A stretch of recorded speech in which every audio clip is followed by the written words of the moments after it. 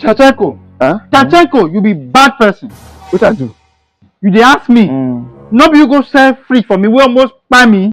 Eh? I sell fridge for you to buy you. How much you buy that fridge? I bought that fridge 20,000 naira. 20,000 naira. That price is not supposed to shock you. Fridge of 400,000 naira. You pay 20,000 naira. You say maybe the fridge not shock you. It not shock you rich.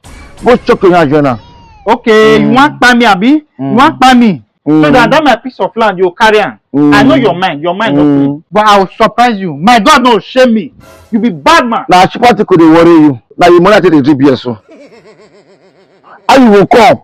You come buy fridge from my because I broke for fridge of 400,000. You give me 20,000 naira. You will shock your nyash. Yeah. No wahala. I will come back. You will beg me. Leave my house. If I come, I bingo. Just come for here. Come for here. No worry, eh? Come buy fridge. You come buy fridge of 400,000 for 20,000. You pay 20,000.